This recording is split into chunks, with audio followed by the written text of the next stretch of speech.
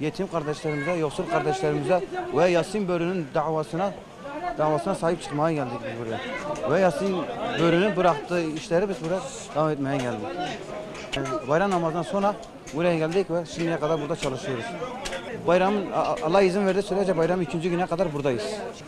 Kurban Bayramı evvela Arakan'da, Filistin'de, Gazze'de ve Suriye'de bütün kardeşlerimizin feraha kavuşması ve ümmet-i Muhammed'e hayırlı olması vesilesini diliyorum. Bu çadırda bugün kurban kesmek için, fakirlere et yetiştirebilmek için bugün bütün işlerimizi, kendi kurbanlarımızı bırakıp bu çadıra gelip fakirlere, fukaraya et yetiştirmek için burada çalışıyoruz. Dün günden beri çadır kurmasından, buradaki çalışmasından, sabahta saat namazdan önce, bayram namazından önce buraya geldik, sonra gittik bayram namazımızı kıldık, tekrar buraya geldik. Bugün ve yarın ikindi namazına kadar buradayız. Kurban kesmelerimiz devam ediyor bu şekilde. Bayram mesajımız ümmetin bir araya gelip İslam coğrafyasından dökülen bu kanların son bulmasının dileğimizdir. Herkes bayram yaparsa bu mazlum insanlar, fakir fukara insanlar acaba ne yapar? Bizim derdimiz bayramı Müslümanlarla beraber yaşamaktır.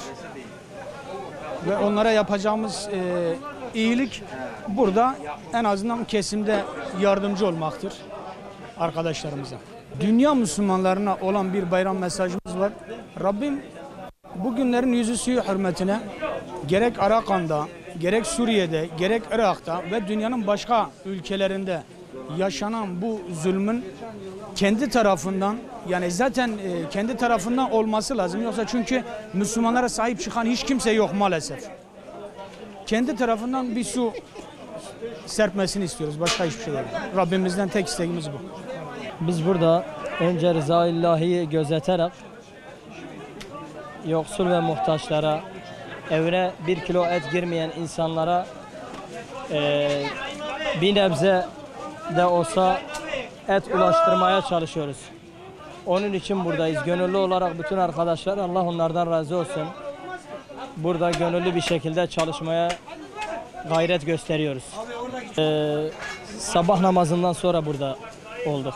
Gönül ister ki bütün İslam ümmetinin, İslam aleminin bayramı buruk değil de güzel bir şekilde geçirmeyi nasip etsin Rabbim. İnşallah temennimiz bu bayramlar Müslüman kardeşlerimizin yaralarının sarılmasına ve iyi bir bayram geçirmelerini Rabbimizden niyaz ederiz. Amacımız bütün insanlık adına, bütün Müslümanlar bu konuda duyarlı olsunlar. Resulullah Aleyhisselatü Vesselam'ın bir hadisi şerifi var. Değil, Müslümanın derdiyle dertlenmedikçe bizden değildir. İnşallah biz dertlenenlerden olacağız.